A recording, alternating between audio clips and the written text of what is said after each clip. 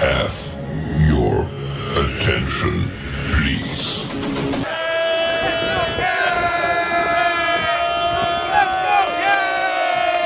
The show starts in 3, 2, 1, go. Good morning, CaneSport. It's the 7th of May, 2024. I'm Gary Ferman, the publisher of CaneSport.com, joined once again this morning by our managing editor, Matt Shodell, as we discuss the news of the day. Just kidding. Now, there's some news of the day, and we're going to get to that. And yeah, those of you that are looking for some more transfer portal news, Miami is still very much in the race for Tyler Barron. But no answers there. It's still hanging in the balance as he weighs his different options. The most important, I'll call it news of the day, because this news is, it's travel news, but it's news. That's Mike Shodell's vacation to Mexico City. Okay, and just to set the stage, okay, his wife says, Matt, I've really been working hard. I want to get away for a few days. You've been working hard at CaneSport. You need a break. Tell Gary you're taking a break. So Matt tells me he's taking a break. I'm like, oh, Matt, yeah, go ahead. Go have a great time. And I get myself all amped up to do Matt's job for the 4 or 5 days he's going to be in Mexico City. So a couple days into his time in Mexico City, I noticed that somebody's coming into our admin system and doing work that I was prepared to do. And I won't go into all the gory details of all the work we do every day to bring you the site that we bring you. But I'm like, wait a minute, what's going on? Somebody's hacking into our admin system. Then I finally figure out it's not a stranger. It's Matt, who's in Mexico City pretending that he has work to do so that he can so that his wife would stop making him go out in public in Mexico City, because the food was making them sick. The water is unsanitary. In the kitchens of the restaurants they don't love. It literally was like a third world country in Mexico City, and Matt's stuck there for 5 days. So he was pretending on his vacation to have to do work, and therefore I'm finding him in the middle of our admin system when I thought he was just away for 5 days. And being the great boss that I am, I was not going to bother him for those 5 days, and we were going to march on here at CaneSport.com, Azubi, Steven, and myself. But then, voila, there was Matt grinding away there during the middle of his vacation. I'm like, man, that Matt, man, he's such a great guy, man. He's working on his vacation, whatever. But then I got the true story. So I thought we would start the show here this morning with a public service announcement to all of you travelers out there. Do not go to Mexico City. Tell them, Matt, don't go anywhere near Mexico City. No entiendo. Oh, look, we got a little bit of Montezuma's revenge going on, but that's par for the course. I was told don't drink the water in Mexico City, so I didn't. I didn't eat the salads because they're dressed in, their water is usually washed with salad, generally washed with water. I didn't have any fruit. Didn't even have coffee because I wasn't sure they boiled the water for 5 minutes. Like, nobody is more of a germaphobe. You could tell. You don't even have to have me say that. Than this guy. So I don't understand how we got it. We didn't even eat street food. But listen, I mean, the truth is, I had a great time. We saw pyramids. We went to all different parts of Mexico City, which is a really interesting city because there's a downtown area which is like Times Square on steroids. I mean, I don't know if you guys have been to Times Square. I'm a New Yorker, but this was like Times Square times 50, and the great art district we went to. But and then the food is extremely reasonable, almost free. I said to my wife, like, why are they even charging for the food? It's like, it's now $10 each for a dinner or that sort of thing. And it's delicious, but deadly, but still delicious. And Uber, for some reason there, if you take an Uber, it takes like 10 or 15 minutes for them to get to, because traffic in Mexico City is one of the most populated per square mile cities in the world. I think them and somewhere in India. So the Uber takes like 10 or 15 minutes to get to you because it takes that long time to go just a mile or 2 miles, honestly, in traffic, which is there's no rush hour. It's just all day during weekdays. And then they get to you eventually. And then you try to go a mile or 2 down the road. And that takes another 15, 20 minutes. And then you pay like $5, $5 American, no joke. And the tip options they give you, no matter how much the fare is, the automatic tip option is 5 Mexican pesos, 10 Mexican pesos, 15 and 20. And if you pay 20 Mexican pesos, that's $3.50. Like that's the maximum tip that they even let you put into Uber unless you do a manual thing, which I did a couple of times because we took longer trips. But I mean, it's a very, very reasonable price-wise city to live in. And if you don't mind having no air conditioning and no cold beverages, it's like probably I would recommend it to anybody. Well, I got such a kick out of it because you get all fired up to go away, and this is the big trip. I did some work. I mean, what am I going to do? I'm just sitting in the hotel. I'm like, you know what? Let me take something off Ferman's plate. And you did, and thank you so much, and thank you for enlightening us a little bit and giving everybody the fair warning to stay away from Mexico City. All right, so I didn't say that. Don't misrepresent. That's what you told me. First thing you said to me is don't go anywhere near Mexico City. I said probably based on what you're hearing about the no air conditioning for anywhere, 5% of homes have air conditioning, the no ice cubes, the hot beverages, that you can't get cold beverages. I said, you're probably going to assume it was terrible. I said it was great, which you apparently, like in this show, you only listen to half of what I say. You missed that part. I said it was still great. No, you made it pretty clear. And none of that would fly in the house. Here's the thing that I do. I always lead with the bad news or what you perceive bad news. I like to get that out of the way. So most people would just come back from this trip and be like, oh my God, it was amazing. The food was great. There's so many cool areas, and that would be it. But just like in this show, I will tell the truth.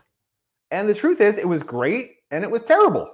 It's all right. There's this, I can't remember the name, but there's this good new Mexican restaurant on Fort Lauderdale Beach. I'll stick to that. That's about as close as I'm getting to Mexico City. But anyway, I know some of you guys are more interested in the news of the day. So let me transition to that. I'm going to start with Louisville Edge rusher Tyler Barron, who Miami's been in hot pursuit of now for a couple of weeks. He's visited Miami. From what we hear, he's holding out to see how much money he can get.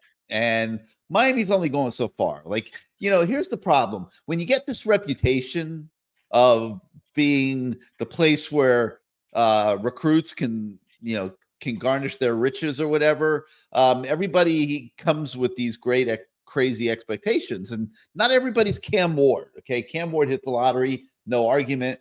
But everybody's not Cam Ward, and there's a budget and there's limitations to what you're willing to pay for certain positions and certain guys.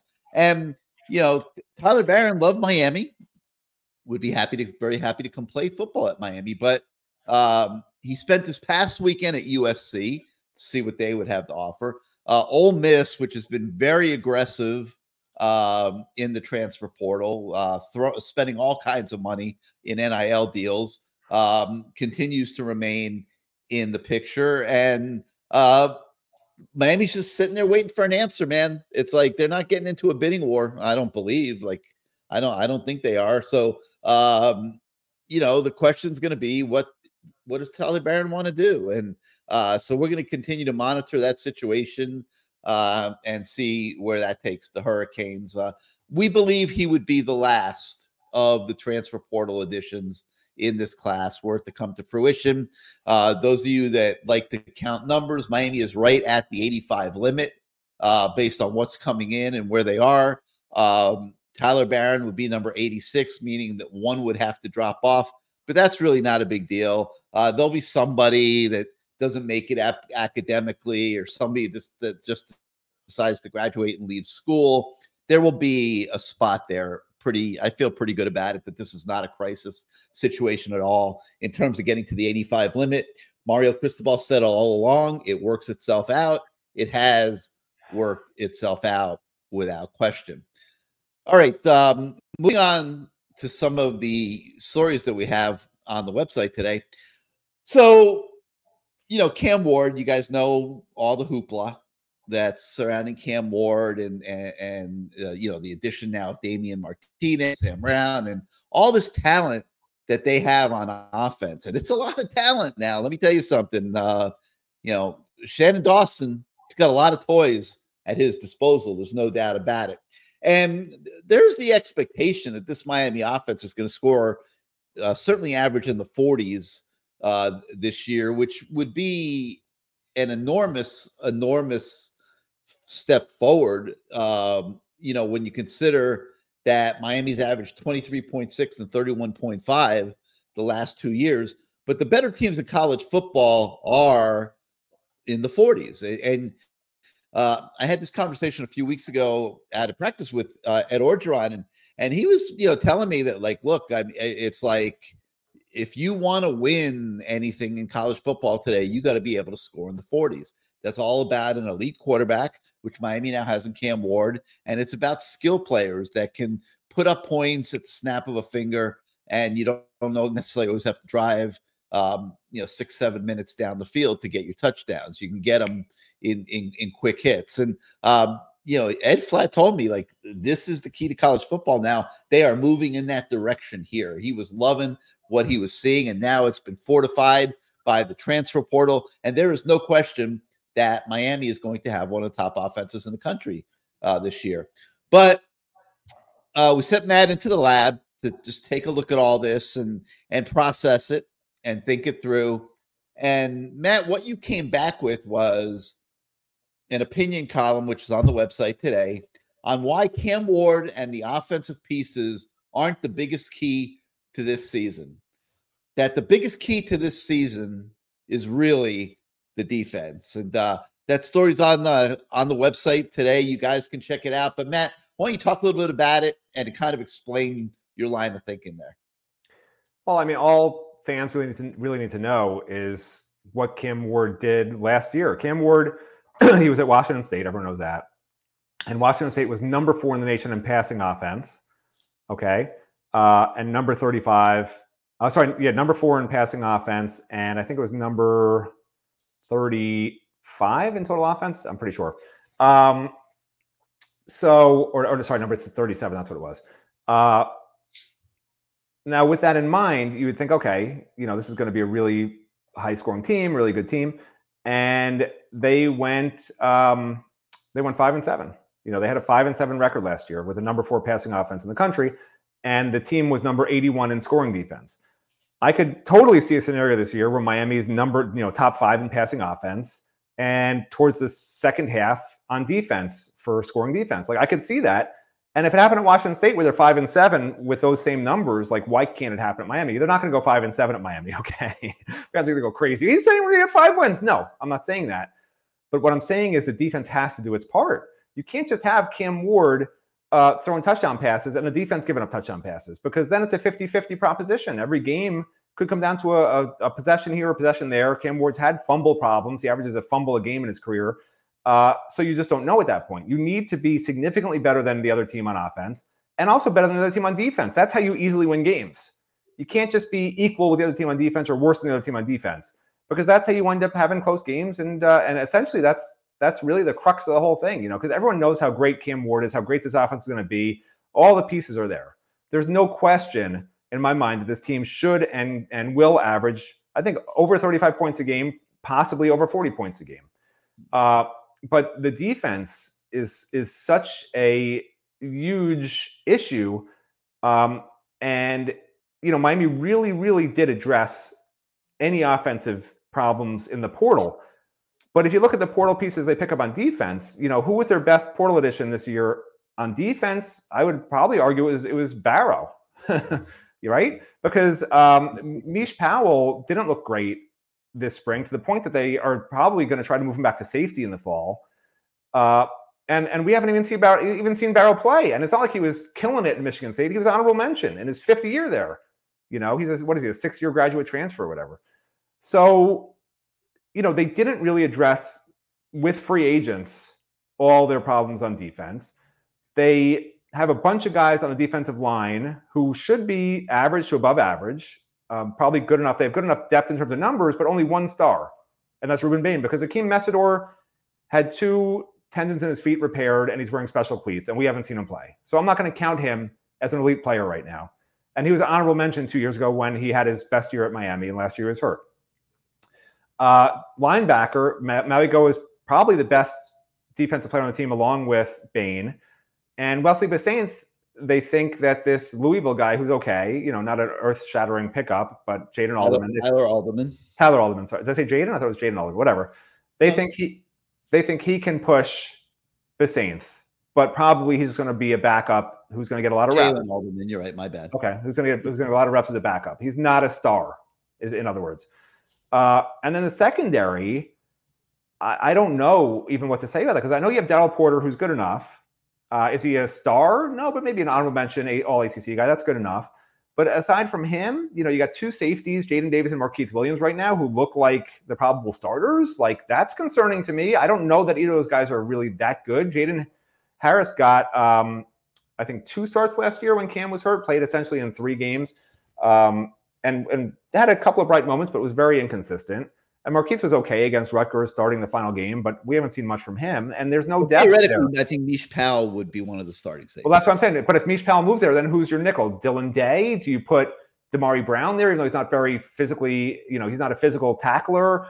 Could end up with Deani Hill there, the other transfer that came in. Deani Hill is a small guy. I mean, I would probably put Jadaeus Richard there. Remember, the nickel, they want a physical, quick guy. Like Jaden Davis, a stocky guy who can help against the run, blitz, solid tackler, and also be able to cover. That might be Jadaeus Richard at this point. But you have to be able to cover the slot guy too. It's a tricky situation.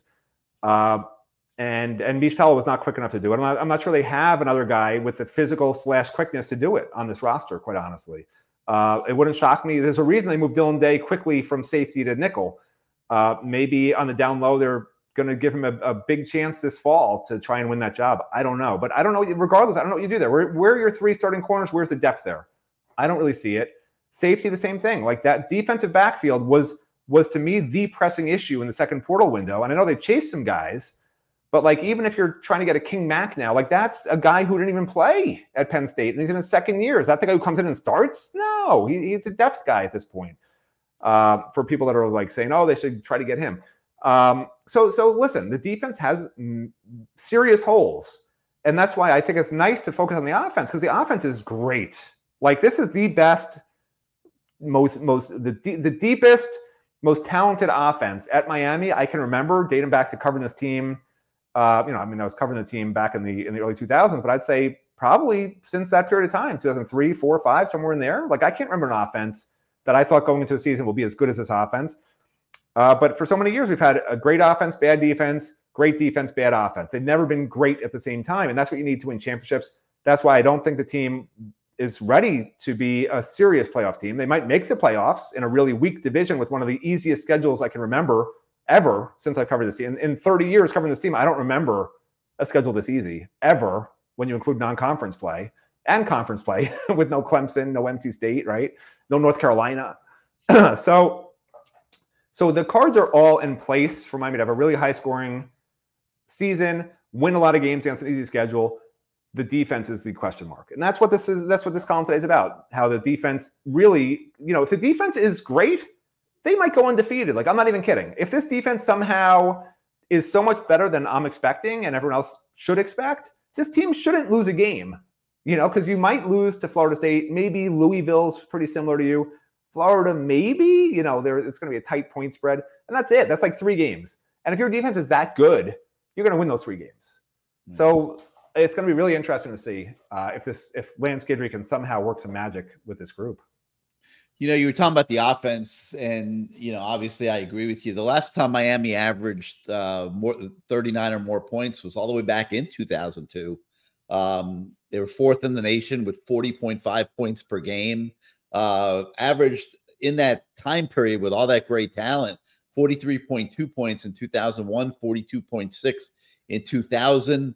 I am not convinced, if we're talking, Cam Ward, Damian Martinez and the receiver core that they have, I'm not convinced that we're talking about Ken Dorsey, Clinton Portis, Andre Johnson. I'm not sure that we're talking the same apple-to-apple level of talent, but we could be talking the same apple-to-apple results, because I do believe that this offense can score very much like that. The onus is on Shannon Dawson. to make it happen. But you saw them give enormous attention to the defense in the transfer portal.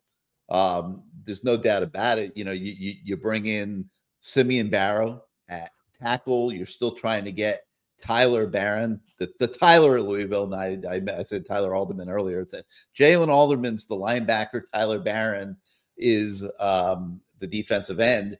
So they're still trying to get Tyler Barron to fortify the defensive end position, simply because you don't know what Messidor is going to do, and you could use another proven player there in a 4-man rotation. So they're still working hard there, but they got Alderman at linebacker. They got Dione Hill, who's a smaller type of corner, and probably would have liked to get another piece in the secondary that they just were not able to get. So I think Matt's right. I think that the defense is not totally there. Slow clap. It's I like I go to Mexico City, I come back to a totally different person. Who are you? Did the aliens come down and plant an egg in your brain and it hatched finally? That's my guess. That's the only theory I have that might possibly be plausible at this point.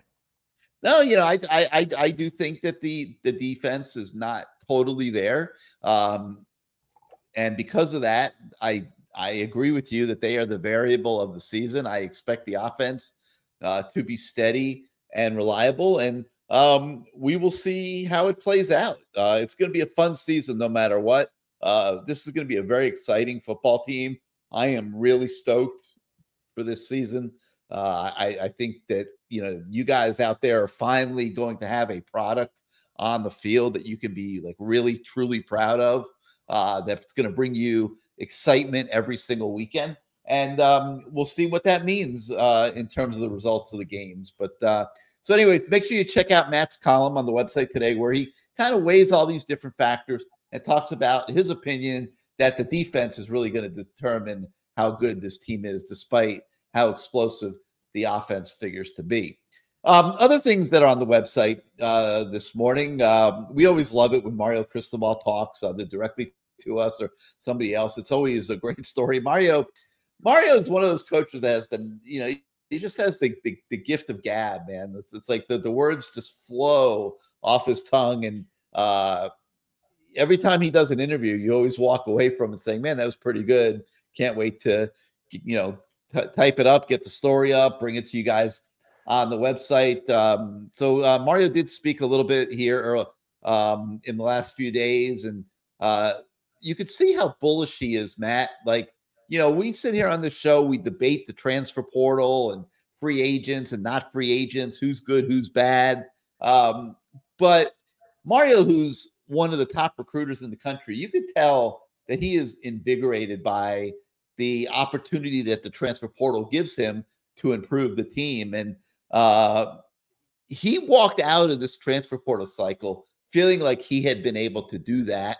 They didn't win every battle, but they won a lot of them. And certainly Martinez is a potentially really good talent. Brown is a potentially very good talent. Barrow's a very solid rotation piece. And, we'll see what happens with Alderman and Hill. But it was without question a productive time period, Matt, that has Mario very excited. But, we're obviously always looking at this from every different angle, and we'll be talking more about this because it's one of your projects in the lab right now. But, the better teams in college football don't need to use the transfer portal to this degree. And Miami still does. And the reason Miami still does, like, look, you saw everything you needed to know on NFL draft day when nobody was drafted. Cam Kinchins went in the 3rd round. You didn't hear another Miami name till the 7th round. Couple guy, Leonard Taylor, Javion Cohen, they didn't even get drafted at all. Okay. Think about that. Javion Cohen, who was one of the plum recruits of the transfer portal cycle last year, the guy that came from Alabama, the guy that was going to be such a key piece of the offensive line, which I thought he was, did not even get drafted, which begs the question, is the Miami offensive line as good as we would like to think it is? And, we don't really know the answer to that yet. But that was a little bit of shaky evidence in the other direction when the guy that you believe is one of your best guys, and the guy that you believe is your second best guy, and you can put him in any order you want with Matt Lee, Javion Cohen, have the fate on draft day that those guys had. Not a good sign, but we still feel good about the offensive line. But Matt, I do believe that they are making progress to the point where we're maybe max one more heavy cycle like this of transfers. Eventually, these good recruiting classes that Mario's putting together should become the bigger foundation of the team. Those guys are just young players right now. Yeah, and listen, you were talking about the Mario Cristobal interview earlier and how well-spoken he is. I mean, a lot of people don't realize this. He reads off a teleprompter. So that certainly helps. No, but I did like he used the word alpha-ish. He said Cam Ward is alpha-ish. Like, he just makes up his own language. It's it's like James Joyce. He's like the James Joyce of coaches. For those of you unfamiliar with James Joyce literally created his own language and then wrote a book called Ulysses in his own language that nobody else understood. Okay, and that's considered one of the greatest books of all time. I tried to read one of his other books. I couldn't even read that. Okay, that's how bright I am. I think the first line of the book I tried to read was "The moo cow walked slowly through the field." I swear I still remember that from like 11th grade or college or something. Like, that literally was the first sentence. The moo cow walked slowly through the field. Like, I don't even know where you go with that. Anyway, so Gary, you're my moo cow, in case you were wondering. And since you were asking, I never should have started this. And since you were asking about the transfers and Miami getting out of this cycle of taking double-digit transfers every single year, which people already know, I'm not going to rehash it. They know I'm not a fan of that, because you load up 30, 40% of your roster with transfers when your head coach is the best high school recruiter in the country. It makes no sense to me. But anyway, if you look, and I just did some quick math. All right, I already had this written down because I knew Gary was going to ask me. If you look at the top 5 teams from last year, okay, the final 5, the 5 top-ranked teams at the end of last year, and how many transfers they averaged over the last 3 years, when Miami's averaging whatever, 15, I can't remember what it was, somewhere in there, 14, 15. Okay, Michigan, 4.7 transfers per year they're taking over the last 3 years, not last year, over the last 3 years, 4.7 per year. This is how they built that team this past season, okay? It wasn't through the transfer portal over 3 years, okay? It was mainly through recruiting and development. Washington took 10.7, which is a lot, but not as much as Miami. Texas took 6.7 per year. Georgia, 4.3. So they're taking 4 transfers a year at Georgia. Alabama's taken 6 a year over the last 3 years. Clemson's taken a grand total of 2 in 3 years, 0 this year. Okay, not that Clemson's this great program anymore, but clearly Clemson, which has been the premier program in the ACC for so many years, they've decided we're recruiting. Like, we're going to get better through recruiting and development and not loading up double digits in the transfer portal. Like, that's just what these top programs are doing. Now, FSU, which had a couple of really good years, and last year, obviously, they were transfer U, okay? They've taken double-digit transfers every single year since 2021. So Miami's doing what FSU did with different results, okay? All FSU's done in the last 3 years is take 15 transfers, 16 transfers, 18 transfers. Miami's doing the same damn thing, but losing games. So that tells you something very clearly. Miami's taking the wrong transfers. It also tells you that if Miami wants to be an Alabama, a Georgia, a Texas, and a Michigan, which are probably the 4 premier programs right now, if you want to be them and do what they do, well, they're recruiting and they're keeping those guys and developing them. I don't know if Mario can find his own way, because I know you said chew gum, whatever, walk and chew gum, whatever that means. It doesn't mean anything, because everyone can do that.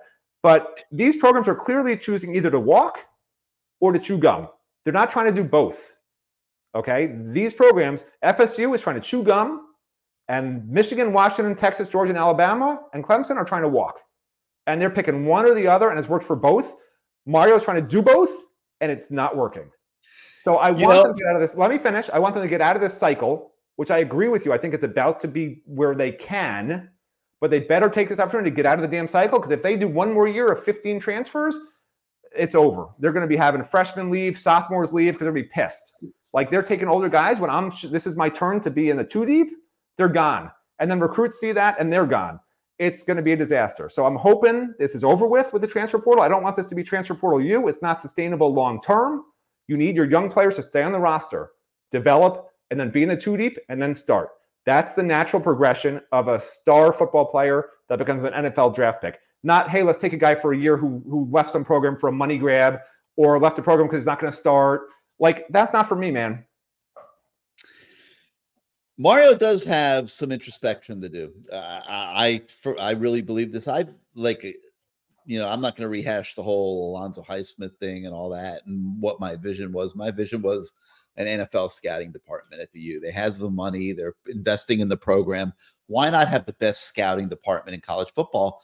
And I get nothing but support for that notion because, like, think about this. You go in the portal to get your starting center and your starting left guard. Okay. You evaluate everything available. You've been recruiting. You're evaluating everything available out the portal.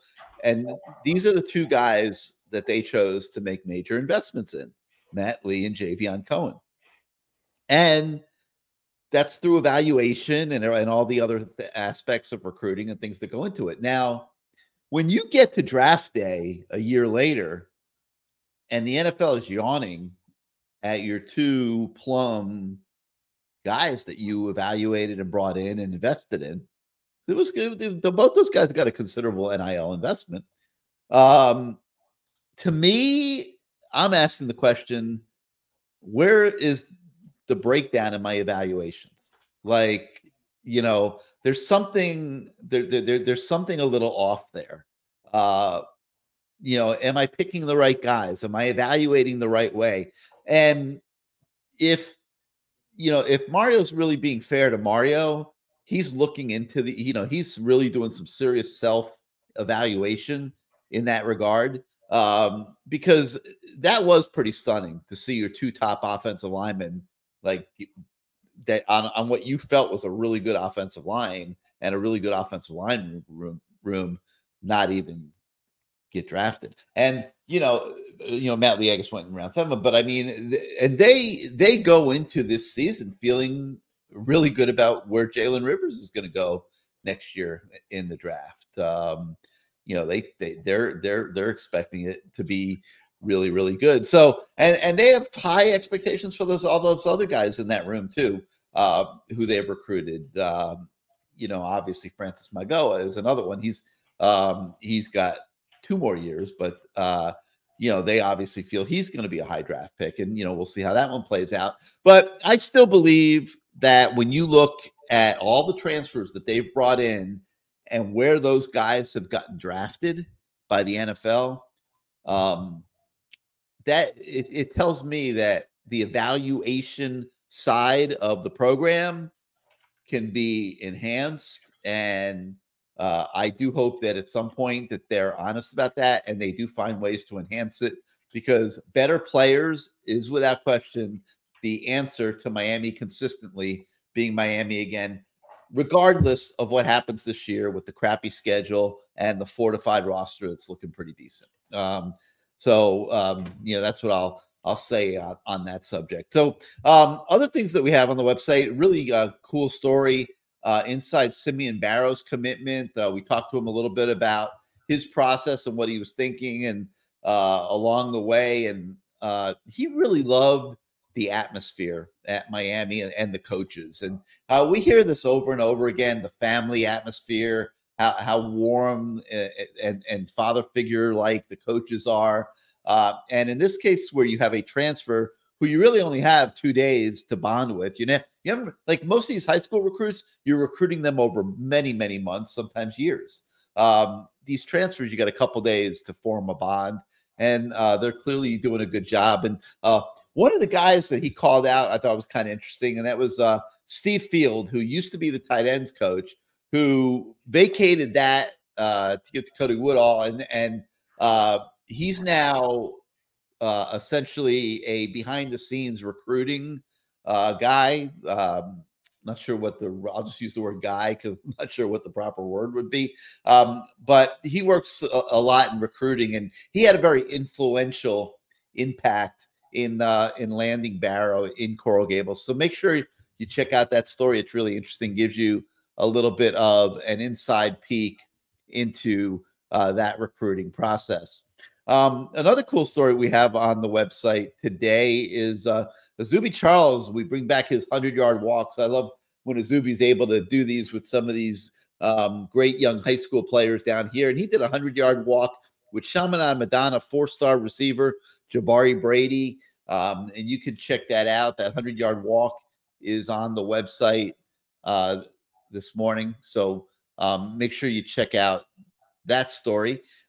We also have a story about Miami's recruiting effort up in Blountstown, Florida, where defensive analyst Edwin Pata made the journey north to check in on those guys up there, and did a pretty good job in mining for talent as well, and saw Artavius Jones's cousin up there. So we've got a story on the website that gives you some insight into Sion Smith. He's the cousin of Artavius Jones. He's a 2028 athlete, and some of the other activities that Pata, who is subbing in right now for one of the coaches who's out for a couple days, and he was on the recruiting trail up there in Blountstown and laying some groundwork for recruiting in the future.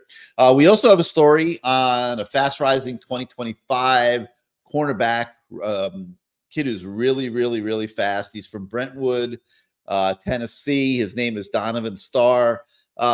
This kid's really interesting because he's not highly touted. He doesn't even have a star ranking yet.